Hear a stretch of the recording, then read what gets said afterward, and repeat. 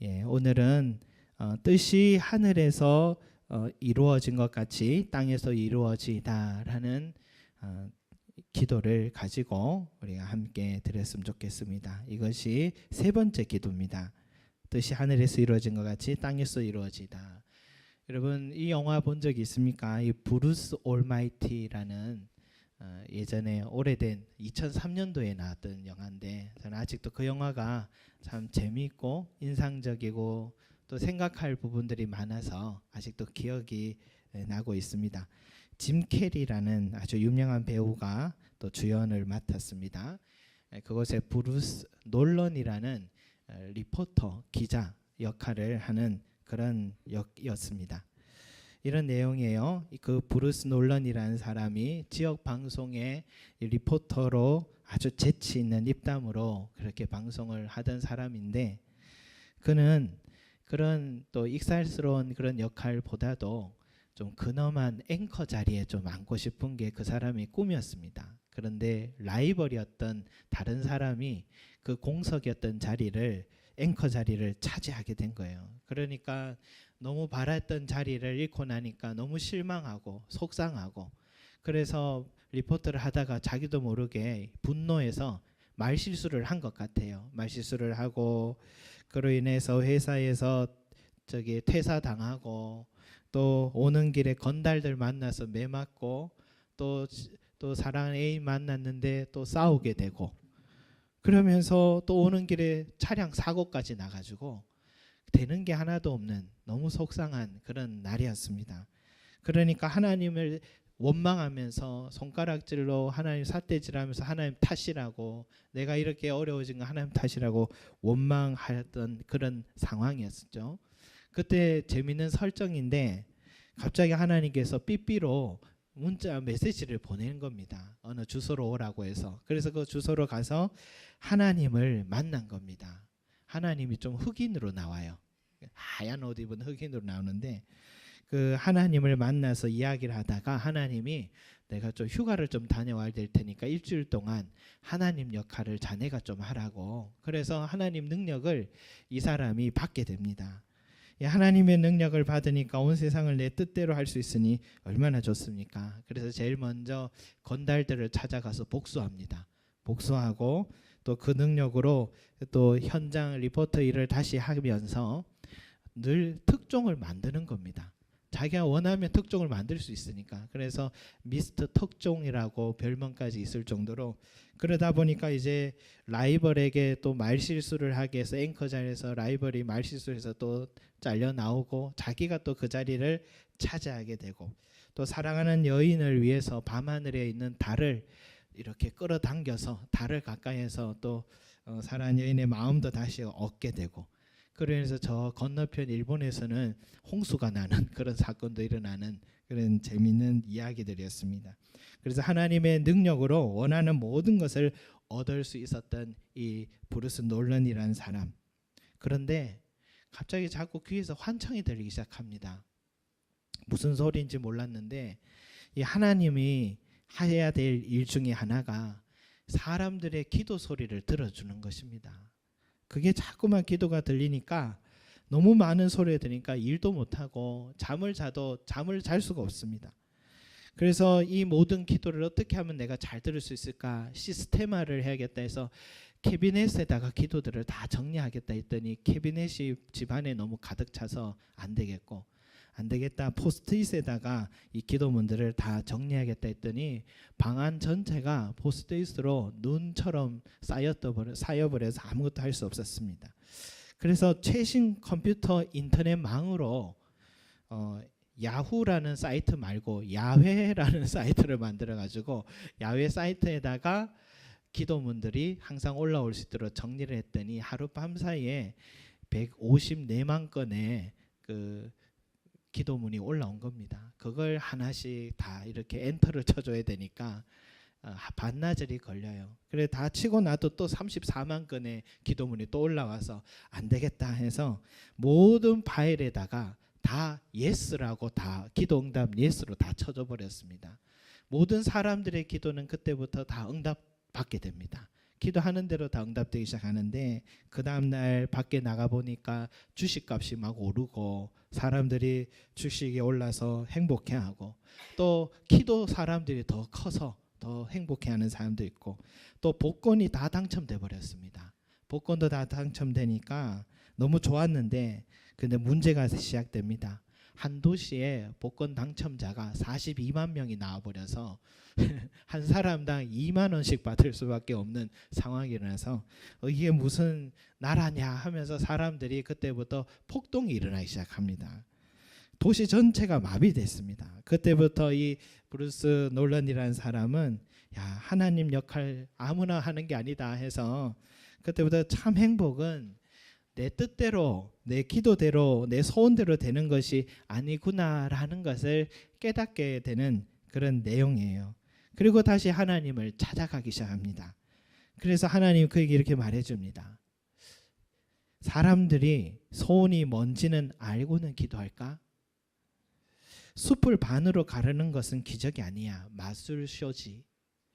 남편도 없이 먹고 살려고 직장을 2군데나 다니며 아이를 축구장에 데려다주는 엄마가 기적이고 10대가 마약을 뿌리치고 공부하는 것 그것이 기적이지 하면서 새로운 것을 그 사람에게 깨닫게 해줍니다. 여러분 이 영화가 우리에게 들려주는 메시지가 있어요. 그것은 모든 사람들은 내 뜻대로 되기를 바라지만 내 뜻대로 내 소원대로 내 기도대로 되는 것이 결코 좋은 것은 아니다라는 것입니다. 왜 그럴까요? 그 쉘 실버스타인이라는 작가가 쓴 아낌없이 주는 나무 이야기를 우리가 잘 알잖아요. 어린 시절에 한 소년이 사과나무와 함께 뛰어놀 수 있는 그런 놀이터가 사과나무가 되어줬는데 사과나무 위에 올라가고 잠도 자고 또 그네를 만들어서 그네도 타고 그렇게 나무는 그 아이가 행복해하는 모습만으로도 너무 기뻤습니다. 그런데 이 아이가 자라면서 도시에 나가보니까 사고 싶은 게 너무 많아요. 돈은 없습니다. 그러니까 이 나무가 자기의 사과를 따가서 팔아서 돈을 만들어 써라 했더니 그 소년은 사과를 따서 가더니 오지를 않습니다. 그리고 어느 날 갑자기 그 소년은 청년이 되어서 다시 이 나무에게 나타나서 나는 집을 짓고 싶다고 그 집에서 행복하게 여인과 함께 결혼도 하고 살고 싶다. 그러니까 그 나무가 자기 가지를 베어 가라고 또 줍니다. 그 청년은 또 가더니 오지를 않습니다. 어느 날 또 어른이 된 그 소년이 이제는 배를 타고 인생에 멀리 여행을 가고 싶다 하니까 그 나무가 자기 나무 줄기를 베어 가라고 또 허락합니다. 그리고 가더니 오지 않더니 나중에 할아버지가 된 이 소년이 나타나서 이제는 아무것도 줄 수 없어서 미안해하던 나무가 자기 나무 밑둥을 내어주면서 그곳에 앉아서 이제 편히 쉬라고 제공해주면서 그 나무는 행복해하는 그런 이야기입니다. 저는 이야기를 보면서요, 참 한없이 사랑하는 그 사랑이 어쩜 그럴 수 있을까? 나무의 사랑이 또 생각을 하다가 또 한편으로는 쉼없이 필요한 것이 있을 때만 찾아오는 그 아이의 일생이 어쩜 그렇게 우리 인간의 모습을 말해줄까? 이 동화 이야기인 줄만 알았는데 살아가 보면서 이 아이의 모습이 그 작가가 우리 인간의 이기적인 모습을 그린 것이 아닐까 다시 한번 생각하게 됐습니다.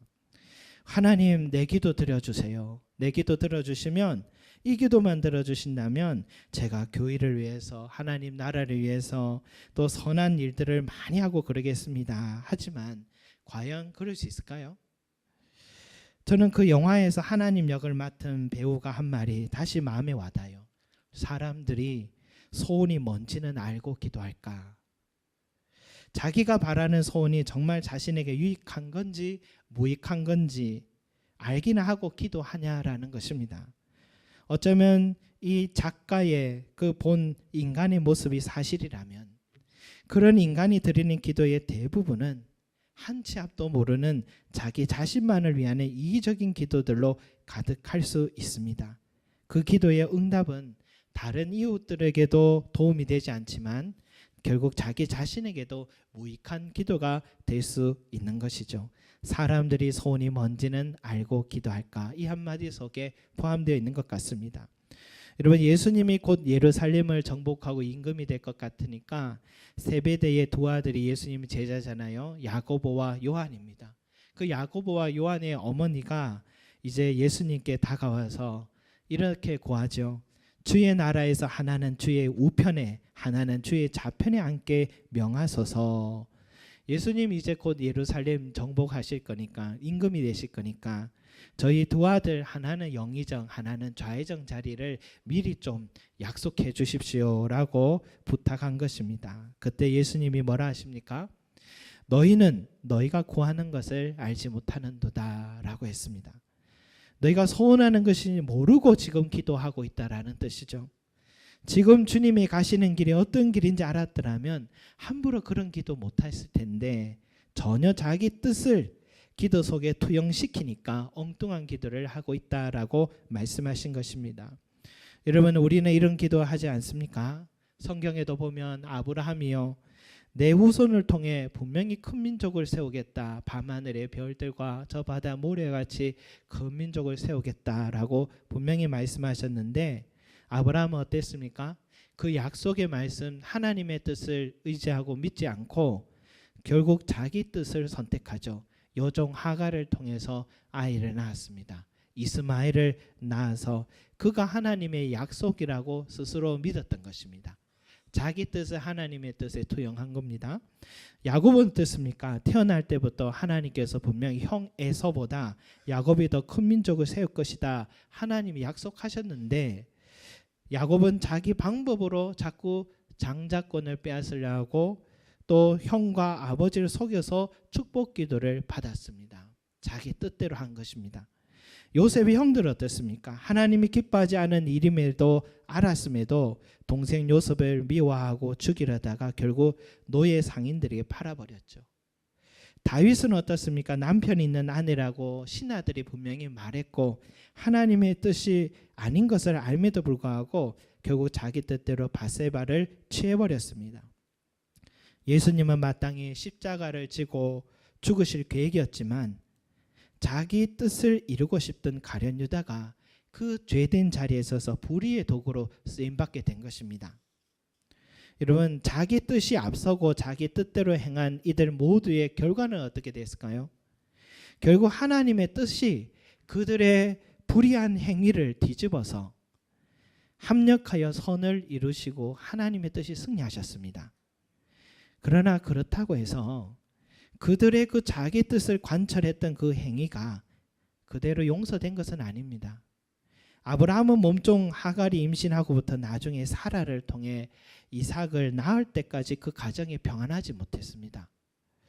그리고 4,000년이 지난 지금도요, 이 아랍인들, 이슬람권 사람들이 이스마엘이 진정한 아브라함의 장자라고 그들은 지금 주장하고 있습니다. 이슬람권 사람들은 자기들이 이스마엘의 후손들이라고 말하고 있습니다. 아직도 그 전쟁은 끝이 나지 않습니다. 야곱은 어떻습니까? 형도 아버지를 속여 장자권을 빼앗아서 자기 뜻을 이뤘지만 뜻대로 됐나요? 생각지도 못한 고난의 세월들이 시작됩니다. 삼촌 라반의 집에 가서 20년 동안 종살이하고, 그리고 또 사랑하는 아들 요셉이 죽었다는 소식 듣고 나중에 국무총리가 된 모습을 볼 때까지 23년 동안 지옥 같은 생활을 야곱이 했던 겁니다. 바로 앞에서 야곱이 자기 지난 삶을 험악한 세월을 보냈다 고백한 것을 보면 내 뜻대로 행하는 것이 어떤 고난의 길을 걷게 하는지를 보여줍니다.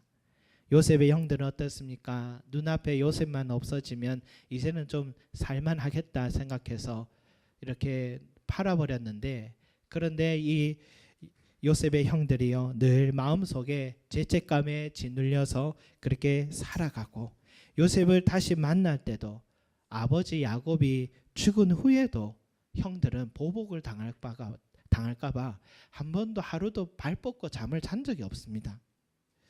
자기 뜻대로 행한 다윗은 어떻습니까? 작은 죄라 생각했더니 꼬이고 꼬여서 더 큰 죄를 짓게 만들고, 그 인생에 돌이킬 수 없는 큰 오점이 된 사건이 되었지 않습니까?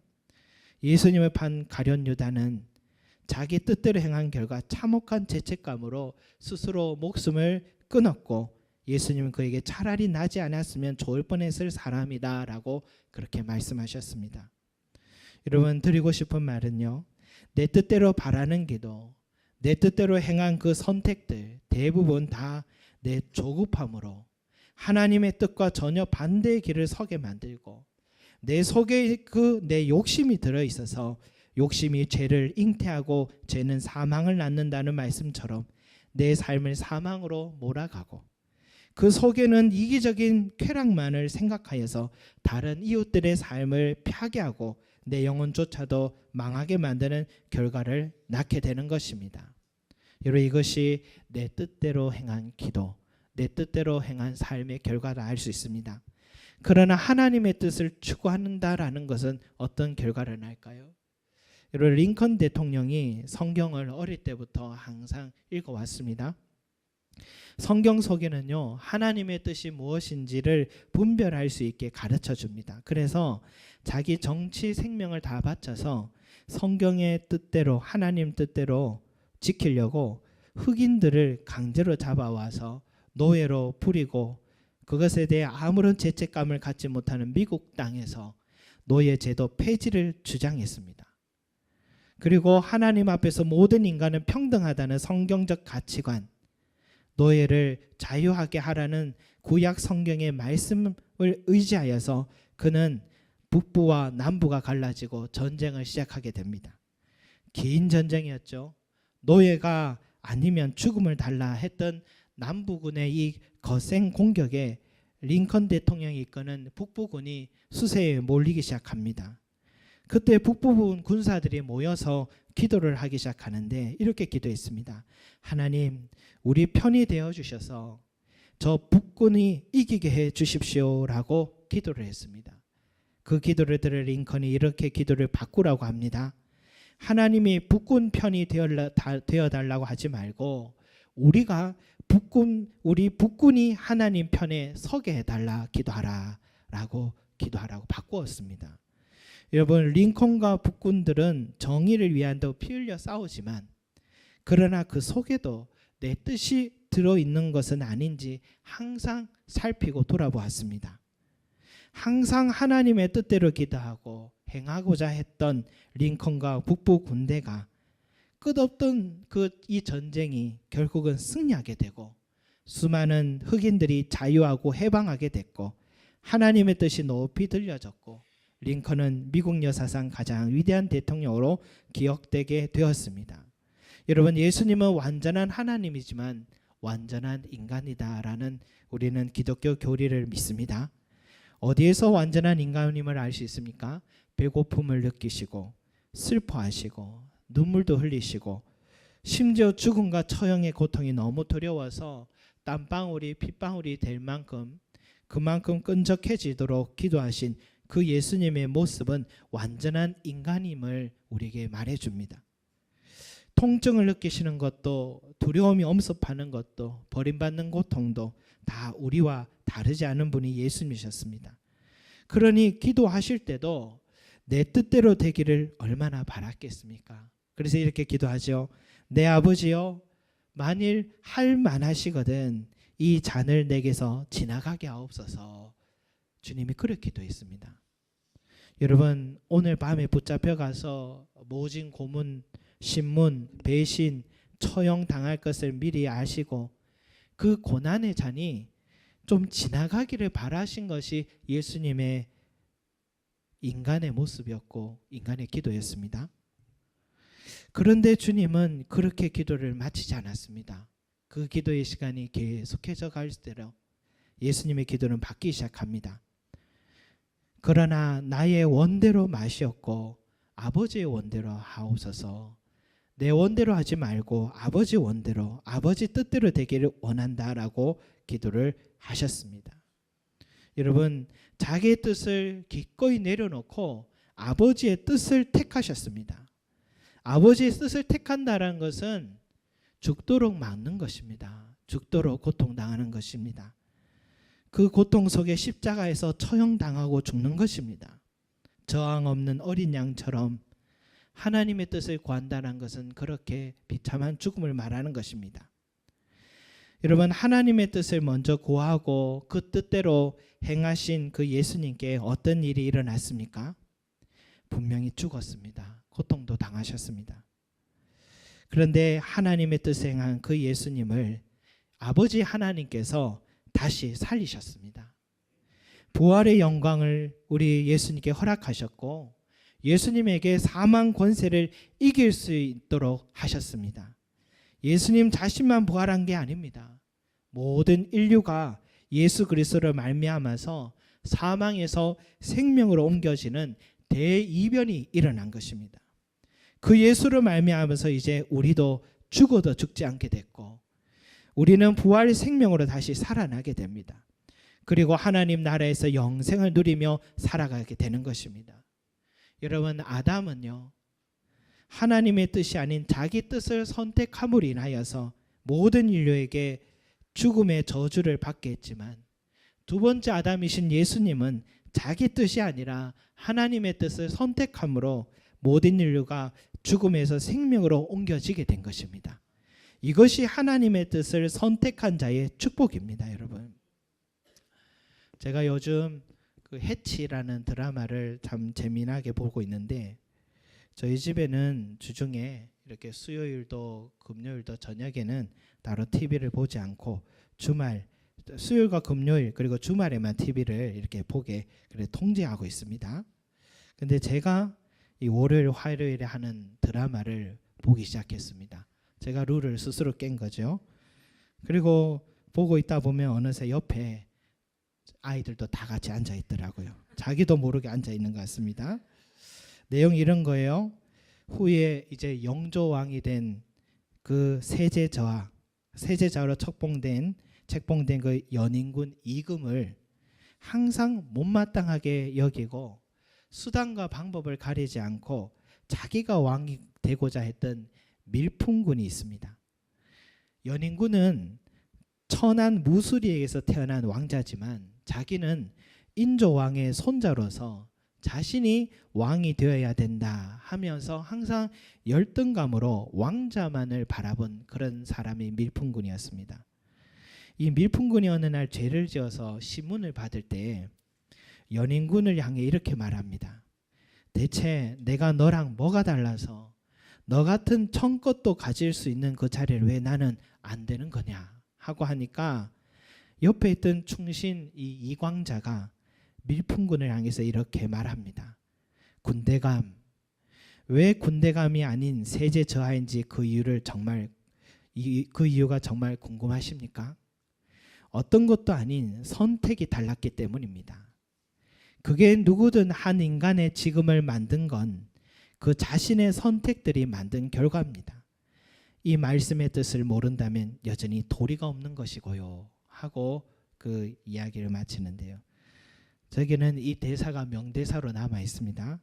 작가의 말인지 실제 그런 말을 했는지 모르겠지만 그 속에는 보편타당한 진리가 들어있다 생각합니다.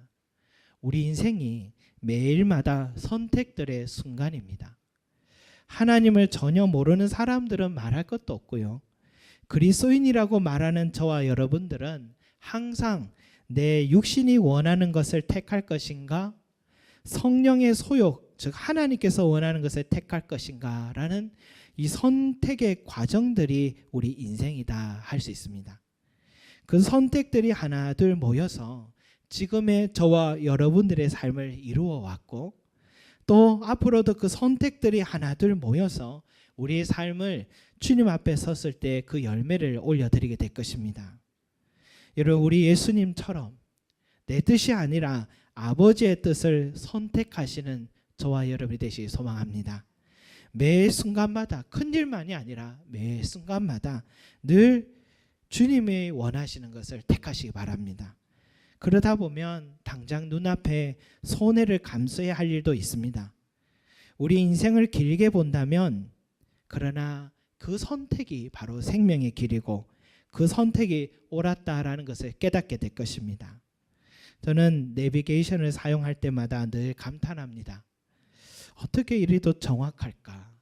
거의 예상 시간에 1, 2분 플러스 마이너스 빼고는 거의 정확하게 도착을 하더라고요. 지도만 봐도 길을 잘 찾는 분들이 원래 있었잖아요. 저는 그 시대에 살았으면 어디도 못 갔을 것 같은데, 길치여서 못 갔을 것 같은데, 근데 이제는 내비게이션 때문에 어디든지 또 여유 있게 갈 수 있게 됐습니다. 얼마나 좋은지 모릅니다. 그런데 이 내비게이션이 길을 잘 찾는 그 이유 중에 가장 중요한 이유가 여러분 뭐냐면, 하늘 위에 떠 있는 4개 이상의 인공위성 때문이라고 합니다. 1개, 2개, 3개도 아니라 4개는 돼야 된답니다. 4개 이상의 인공위성이 수신을 주고받으면서 위치를 정확하게 알게 된다 합니다. 이 GPS 시스템으로 수신을 주고받게 된다 합니다. 그러면서 내 위치, 내가 가야 할 그 장소의 위치를 알게 해주고 시간도 계산할 수 있는 것입니다. 전적으로 하늘 위에 있는 인공위성이 없다면 우리가 아무리 좋은 내비게이션을 갖고 있다 해도, 비싸다 하더라도 소용이 없는 것입니다. 여러분, 우리가 내 뜻이 아니라 하나님의 뜻을 선택해야 할 이유가 여기에 있습니다. 하나님은 인공위성과 같이 하늘 위에서 우리 인간의 삶을 조망하실 수 있는 분이십니다. 정확하게 내려다보고 계시는 분이십니다. 그래서 하나님의 뜻을 선택하는 것이 내가 내 뜻대로, 내 계획대로, 내 의지대로 선택하고 사는 것보다 100배, 1000배로 탁월하고 내 삶에 유익한 길이 되는 것입니다. 사랑하는 성도 여러분, 너희는 이 세대를 본받지 말고 오직 마음을 새롭게 함으로 변화를 받아 하나님의 선하시고 기뻐하시고 온전하신 뜻이 무엇인지 분별하도록 하라. 이 말씀을 마음에 새기시 바랍니다. 항상 하나님의 뜻이 무엇인가 생각하면서 하시 바랍니다. 하나님의 뜻을 어떻게 분별할 수 있습니까? 먼저 말씀을 항상 읽어야 합니다. 말씀을 항상 들어야 하고 가까이 하고 읽으셔야 됩니다. 그 속에는 내가 무엇을 행해야 되고 구체적으로 무엇이 하나님의 뜻인지 다 기록되어 있습니다. 또 기록되어 있지 않은 부분이라 해도요, 오늘날 우리 삶의 모양이 좀 다른데 어떻게 우리의 삶을 하나님의 뜻을 판단합니까? 예나 지금이나 사람 살아가는 모습이 비슷하기 때문에 그때의 그 이야기를 우리가 하나님의 뜻을 깨달으면 오늘 우리 삶에도 어떤 선택해야 될지 분별할 수가 있는 것입니다. 그러나 이런 때도 있죠. 한 치 앞도 무엇이 하나님의 뜻인지를 선택해야 될지 알지 못할 때도 있잖아요. 그런 문제들이 있잖아요. 그럴 때는 우리가 하나님께 기도하면서 알 수가 있습니다. 기도할 때가 필요합니다, 여러분. 주여, 내가 무엇을 해야 할까? 주여, 내가 무엇을 해야 할까? 하면서 인내하면서 계속 기도해 보시 바랍니다. 하나님의 뜻을 알 때까지 계속해서 기도해 보신다면 하나님은 우리가 생각하지 못한 방법으로 나에게 자신의 뜻을 밝히 드러내어 주시고, 우리는 그때마다 한 걸음 한 걸음 걸어가셔도 나의 뜻대로 빙글빙글 돌았던 그 인생길보다도 좀 더딘 것 같아도, 손해보는 것 같아도 하나님 말씀해 주신 대로 걸어가시는 것이 훨씬 우리에게 유익하고 빠른 길이 된다는 사실 여러분 믿으시기 바랍니다.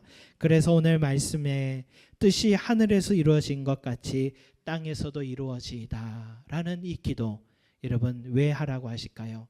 항상 하나님의 뜻을 구하며 살라는 것, 늘 하나님의 뜻을 찾으며 살라는 것이 오늘 주님의 우리에게 주신 말씀입니다. 날마다 매 순간 하나님 뜻대로 살아가시는 저와 여러분 되시기 바랍니다.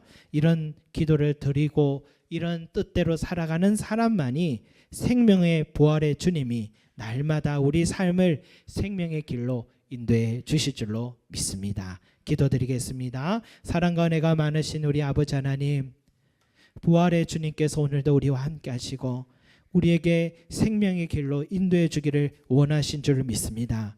그러나 우리는 어리석어서 또 때로는 이기적이고 또 눈앞이 어두운 어린 양들과 같이 눈앞에 있는 것만 생각하여서 내 뜻대로 결정하고 불안과 초조함으로 눈에 보이는 이익만 생각하고 그것을 인간의 뜻대로 결정하고 걸어가고 실패할 때가 얼마나 많았는지요.